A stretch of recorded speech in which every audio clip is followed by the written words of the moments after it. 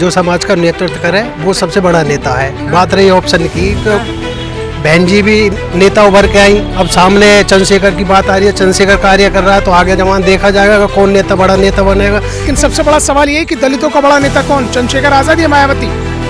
कल के जो नेता हैं ये बहन जी के आसपास भी नहीं है। बहन जी ने बड़ा उथल पुथल मचाया, आकाश आनंद को लाई, फिर बाहर कर दिया, फिर लाई, फिर बाहर कर दिया। तमाशाई नेता है, तमाशा करने वाले लोग आते हैं, दिखाई भीड़ इकट्ठा की और उन पर मुकदमे, अपनी राजनीति चमकाने के लिए मुकदमे लगवा दिए। ना जीतना अलग बात है, लेकिन पूरे देश से और पूरे एक सरकार बनाना है, किसी प्रदेश में बनाना, ये एक अलग बात है। वो बहन जी के ही पावर में है, अब पूरा समाज बहन जी के साथ है। 27 की लड़ाई और दलित मुस्लिम पर आई। जी हाँ साहब, ये उत्तर प्रदेश की राजनीति है। ये हर वक्त राजनीतिक करवटें बदलती रहती है।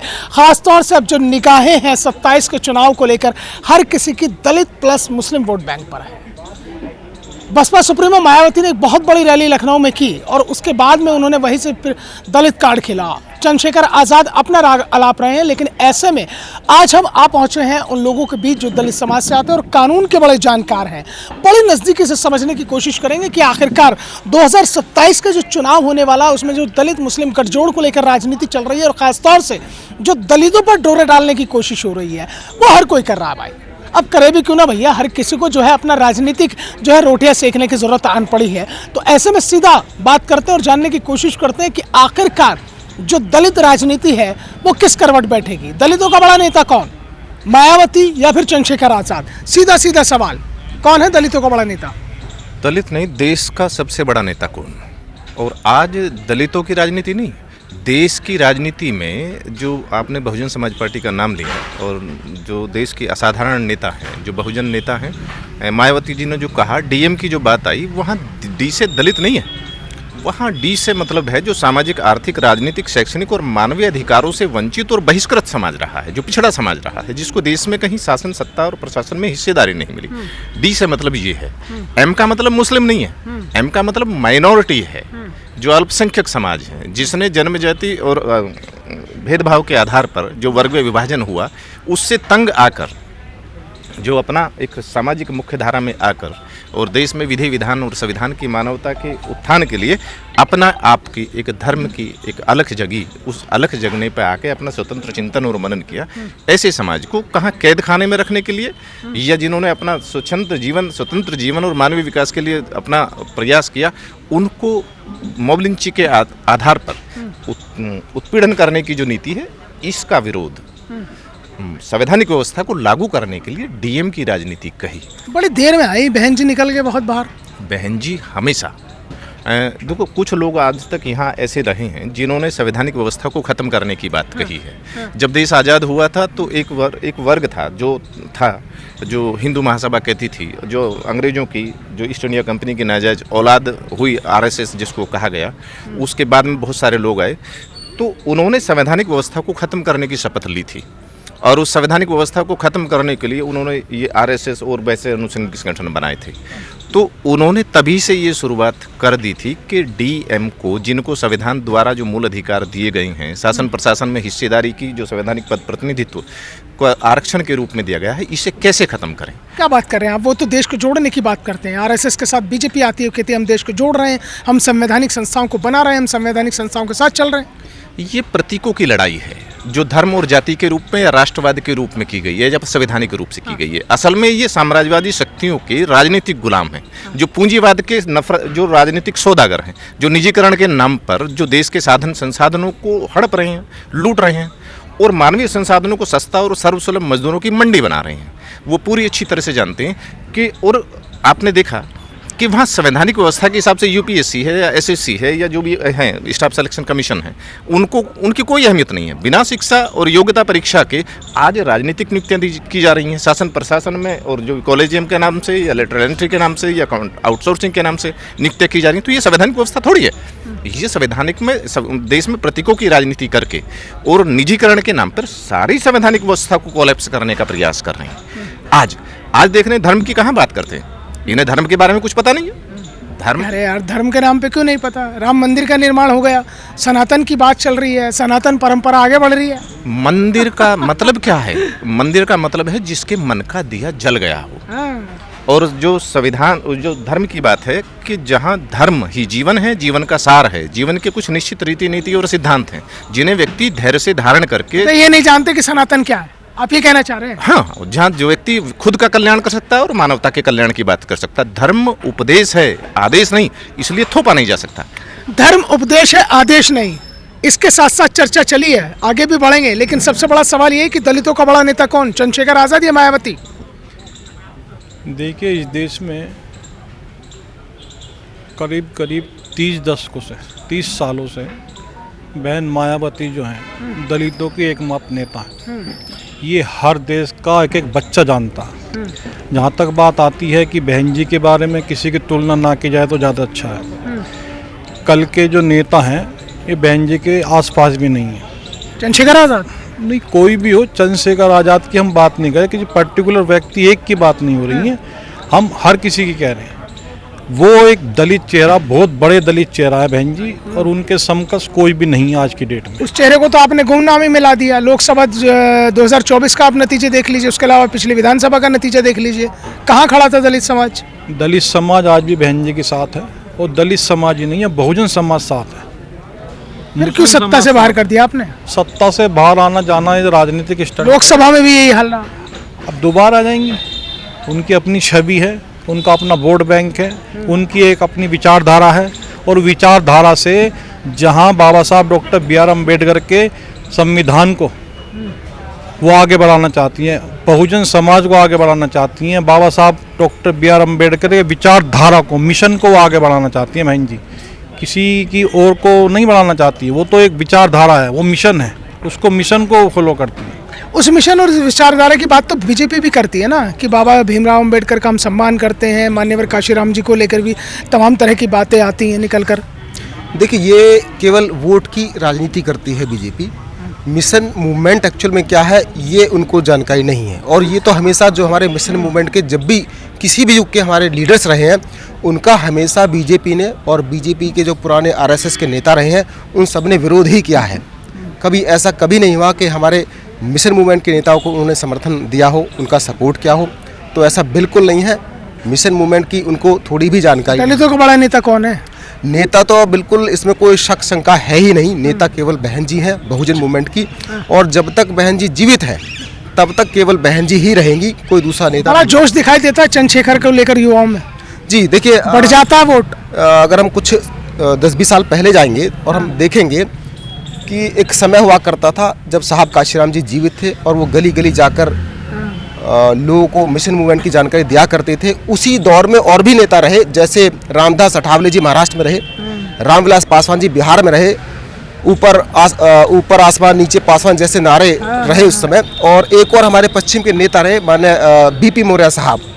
ये सब बहुजन मूवमेंट के बड़े लीडर्स रहे हैं। उसी दौर में एक नेता हमारे साहब काशीराम जी थे, और इन सब से वो उस समय के दौरान उनका कद कम ही रहा होगा। वो गली गली में समझाते थे, और जिस समय ये जिनका मैंने नाम लिया, इनके भाषण में बड़े बड़े बहुत लाखों लोग इनको सुनने आया करते थे।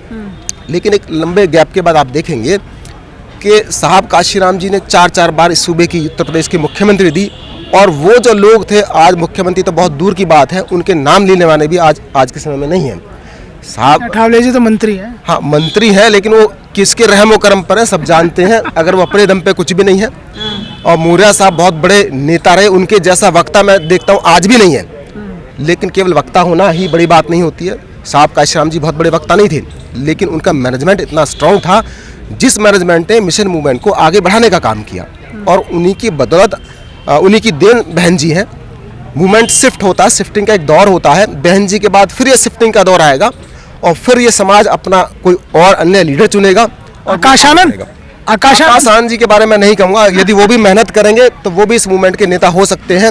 लेकिन पिछला इतिहास उठा के देखेंगे तो हमारे जो मूवमेंट का नेता है, हम लोग, बहन जी ने बड़ा उथल पुथल मचाया। आकाश आनंद को लाई, फिर बाहर कर दिया, फिर लाई, फिर बाहर कर दिया, अब फिर अंदर कर लिया। तो आप आकाश आनंद में जो है मायावती की छवि देख रहे हैं, और आप क्या ये मान रहे हैं कि चंद्रशेखर आजाद की जो काट है वो आकाश आनंद हो सकते हैं? नहीं, बिल्कुल नहीं। देखिए, ये जैसे मैंने बताया कि जैसे रामविलास जी अपना काम करते थे और साहब काशीराम जी अपना काम करते थे, ऐसे ही अभी भी चंद्रशेखर अपना काम कर रहा है। वो पॉलिटिकली सफल होगा ये बिल्कुल कह ही नहीं सकते हैं। साहब काशीराम जी उस समय सफल हुए थे, इस समय बहन जी सफल है, और बहन जी के बाद कौन होगा, चंद्रशेखर तो कम से कम नहीं होगा, इस बात को हम पूरे कॉन्फिडेंस के साथ कह सकते हैं। चंद्रशेखर नहीं होंगे तो फिर कौन होगा?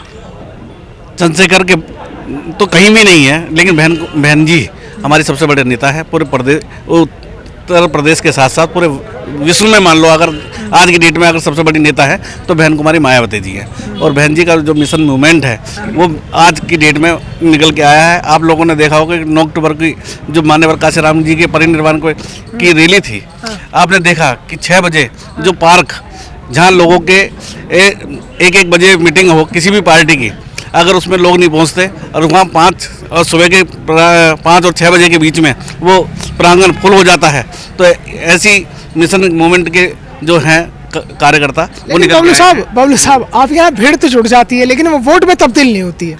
देखो, वोट आज भी बहन जी के साथ है, लेकिन बहन जी ने जो एक चलाया था कि ईवीएम का जो लफड़ा है वो निकल के आया। सब लोग अब ईवीएम की भी बात कर रहे हैं ना, जब सबसे पहले अगर आवाज़ उठाने का काम अगर किसी ने किया तो बहन जी ने किया, और उस बहन जी की बात को आप सब लोग मान रहे हैं। अब वो कह रहे हैं कि हाँ ईवीएम में गड़बड़ी है। अच्छा, अब ईवीएम पे थोप दोगे? नहीं, ये तो चल ही रहा है, सब लोग कह रहे हैं, सारी पार्टियां कह रही हैं। अगर सारी पार्टियां ना कह रही होती तो ऐसा नहीं था। चंद्रशेखर के पीछे बहुत भीड़ है युवाओं की। कहीं पे नहीं है, अब वो भीड़ खत्म हो गई है। अब भीड़ को इन्होंने ना बड़ी दीवानगी है चंद्रशेखर की लोगों में। चंद्रशेखर जैसे है ना, बहन जी ने बनाए हैं, और बहन जी ने ना उसी के लिए इस्तीफा भी दे दिया था राज्यसभा से। तो मिशन मूवमेंट वो है। अगर टीम चली जाएगी ना, जिस दिन भाजपा हट जाएगी ना उत्तर प्रदेश से या देश से, उस दिन चंद्रशेखर जी भी लुप्त हो जाएंगे। क्यों डर रही है क्या बहन जी भाजपा से? बहन जी नहीं डर रही हैं, बहन जी ना चंद्रशेखर डर रहे हैं? ना बहन जी कल डरी हैं, ना बहन जी आज डरी हैं। बहन जी के पास तो समाज है, सब समाज है बहन जी के पास। बहन जी क्यों डरेंगी? अपने समाज से या सर्व समाज से क्यों डरेंगी बहन जी?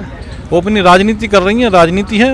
9 अक्टूबर की रैली का आपने जिक्र किया, बहन जी ने बड़ी तारीफ की है योगी की खुल के। आपने ये देखा होगा कि अगर बड़ी तारीफ की मुगलों के बाद, अंग्रेजों के बाद अगर किसी ने विस्तार किया है ना, तो मिशन का, मूवमेंट का, और जो बनाए हैं स्मारक, वो बहन कुमारी मायावती जी ने बनाए। वो ठीक है, वो बात ठीक है, उन्होंने बनाए हैं और उन्होंने इस बात का जिक्र भी किया रैली में। लेकिन मेरा सवाल ये है कि योगी जी की बड़ी भरी मन से प्रशंसा की, और विपक्ष का ये कहना है कि भैया बी टीम आ गई, उन्होंने बी टीम आ गई। उन्होंने योगी जी की सरकार तो योगी की है ना प्रदेश में। लेकिन उन्होंने ये बोला कि जो हमारा काम था, जो बनाए हुए थे, जिनकी जर्जर हालत हो रही थी, उसका पैसा उसमें लगाने का काम किया। तो क्या किसने है? तो योगी जी ना, योगी जी ने सीएम। इससे पहले जो सरकारें रही हैं उनसे भी तो कहा गया, लेकिन उन्होंने नहीं किया। तभी तो वो कह रहे हैं कि विपक्ष टीम आ गई है, विपक्ष बी टीम आ गई है। पार्टी का मतलब नहीं है, पार्टी का मतलब नहीं है। अगर आप लोग, अगर आप मीडिया अगर ये समझ जाए कि हाँ बहन जी ने क्या कहा है, तो नहीं भाई साहब, हम तो समझ गए थे, लेकिन बहन जी ने जो कहा है वो सब लोग समझ गए क्या कहा है। बहन जी ने ऐसा कुछ नहीं कहा, इसलिए कह रहे हैं कितने साल बाद बोली है। बहन जी ने ये बोला कि ये विपक्ष की चालें जो बदल रही हैं, ये विपक्ष की चालें। इसी बीच में मुद्दा यही है, वही चल रहा है भैया, बड़ा कौन नेता है दलितों में, बता दो। आज जो समाज का नेतृत्व करे वो सबसे बड़ा नेता है। बात रही ऑप्शन की, तो बहन जी भी नेता उभर के आई। अब सामने चंद्रशेखर की बात आ रही है, चंद्रशेखर कार्य कर रहा है, तो आगे जमान देखा जाएगा कि कौन नेता बड़ा नेता बनेगा, बहन जी रहेंगी या चंद्रशेखर रहेगा। ये बड़ी बात आई है भाई साहब, आपके सवाल का जवाब आ गया। कह रहे चंद्रशेखर भी आ रहा, बड़ा नेता बन सकता भैया। बिल्कुल, देखिए जो उभरता सितारा बनेगा, बहन जी हो या चंद्रशेखर हो, कोई ना कोई तो समाज का नेतृत्व करेगा ही। अभी बहन जी समाज का नेतृत्व कर रही है, तो समाज की नेता चंद्रशेखर में दिख रही है संभावना, कुछ दिख रहा है। चंद्रशेखर उभर के आया तो वो नेतृत्व करेगा समाज का, तो वो बना जाएगा। ये देखिए भाई साहब आगे बात। बिल्कुल, देखिए मैं भाई साहब की बात से सहमत नहीं हूँ। कंपटीशन तो है ही, और मेरिट की बात है, जो मेहनत करेगा वो आगे निकलेगा। और एक दौर होता है, बहन जी का आज भी दौर है। अभी जो रैली में देखा गया 15 लाख से ज़्यादा लोग वहाँ पहुँचे थे, दौर तो बहन जी का ही है। लेकिन यदि ये कभी दौर रिप्लेस होगा तो उस समय देखा जाएगा कि उस समय किसको मौका मिलेगा। लेकिन समाज फिलहाल चंद्रशेखर को वोट देने के मूड में नहीं है। यदि वोट देने के मूड में होता तो आज वोट देने के मूड में नहीं है समाज। वोट देने के मूड बात सही है। समाज में जो लोग उसके समर्थक होंगे वो वोट देंगे, जो समाज के समर्थक नहीं है उसे वोट देने को ना देंगे। आकाश आनंद में संभावनाएं दिखाई देती हैं। आकाश आनंद में संभावनाएं अभी वो शुरुआती दौर है, और वो मेहनत करेंगे तो इस स्तर तक जा सकते हैं कि वो बहन जी के मूवमेंट को और बाबा साहब के मूवमेंट को आगे बढ़ाने का काम करेंगे। अभी हमने देखा कि बहन जी का मूवमेंट इतना बड़ा है कि युवाओं में, बुजुर्गों में इतना जोश इस रैली में 9 अक्टूबर की हाल ही में रैली हुई है, तो उसमें देखने को मिला है बहन जी ने केवल एक ही आह्वान किया था कि 9 अक्टूबर को रैली होगी, और 9 अक्टूबर को रैली में लोग बाग अपने कन्वेंस से पहुंचे हैं, ना कि किसी की सुविधा से और ना ही किसी के खान पीन के उस पर लालच से पहुंचे हैं। ये मूवमेंट की ताकत है, यही देखने को मिल रहा है कि बहन जी का वोट बैंक जो बिल्कुल स्थिर है, उसमें कोई तब्दीली नहीं है। 24 के चुनाव में कहाँ चला गया था ये जोश? उससे पहले विधानसभा में जोश कहाँ चला गया था? न केवल सीट गई, वोट परसेंट भी गिर गया। हाल ही में ये देखने को आता है कि भाई लोग बाग इस तरह से देखते हैं कि भाई बदलाव करके देखा जाए, और फिर थोड़ा सा जो ईवीएम का भी मुद्दा एक बड़ा बना हुआ है और सभी विपक्षी पार्टी इसको कहती है, लेकिन केंद्र सरकार उसको नकारती है। इसलिए सुप्रीम कोर्ट ने भी कहा है और उस वहाँ याचिकाएं भी दायर हुई हैं। तो लेकिन अगर इस मूवमेंट को ख़त्म कर दिया जाए ईवीएम के मुद्दे को, क्योंकि जिन देशों में ईवीएम चल रहा था वहाँ पे जो खत्म किया गया, क्यों किया गया? क्योंकि फेलियर था। और हमारे यहाँ क्यों लागू किया गया? क्योंकि अपने हित के लिए। वही जो हितबद्ध नहीं, ये ठीक रहा, ईवीएम पे फोड़ दो। नहीं, ईवीएम पे नहीं, ये केवल एक जो है एक सामाजिक दृष्टि से, नैतिक दृष्टि से भी देखा जाना चाहिए, क्योंकि जो आज की वर्तमान सरकार है वो अपनी जिम्मेदारियों को जो है स्वीकार नहीं करती, वो ठीक रहा दूसरे पर छोड़। चलो, बड़ा सवाल है भाई साहब की, मुझे बात चर्चा जो आई है उसमें मेरा सवाल सुनो बाबू, मेरा सवाल ये था कि बड़ा नेता कौन, मायावती या चंद्रशेखर? भाई साहब ने कहा संभावनाएं दोनों में, मायावती के बाद चंद्रशेखर भी है। आज की डेट में मायावती है, लेकिन अगर वो काम करेंगे तो जब देखी जाएगी, लेकिन अभी काम तो करें। अब आप मान रहे हो ना, संभावना तलाश रहे हो चंद्रशेखर में? संभावनाएं तो सभी में है, सभी बहुत सारे नेता हैं, मावर मेसराम भी आए हैं, अठावले भी आए हैं और बीबी मौर्य भी आए हैं, बहुत सारे दलित नेता हैं, लेकिन जो समाज में काम करेगा। लेकिन आज की डेट में आप लोगों ने मान लिया है कि रैली के बाद अगर सबसे बड़ी नेता है तो बहन जी है। हिंट आपने दे दिया कि भैया हमने मायावती के बाद ऑप्शन देख लिया। ऑप्शन नहीं है, ये ऑप्शन नहीं है। आपने कहा कि सामाजिक नेता है, राजनीतिक नहीं है, तो जीत भी तो गए भाई, नगीना जीते भी तो। आप कह रहे सामाजिक नेता, राजनीतिक नहीं है। जीतना अलग बात है, लेकिन पूरे देश से और पूरे एक सरकार बनाना है, किसी प्रदेश में बनाना, ये एक अलग बात है। वो बहन जी के ही पावर में है और पूरा समाज बहन जी के साथ है। ठीक है, वो किनके साथ में आप भी जानते हो, ज़्यादा बातें खोलनी ठीक नहीं है। नगीना से सांसद बनना कोई इतनी बड़ी बात नहीं है। कौन लोग उनको सपोर्ट कर रहे हैं, कौन लोग नहीं कर रहे हैं, यू नो वेरी वेल।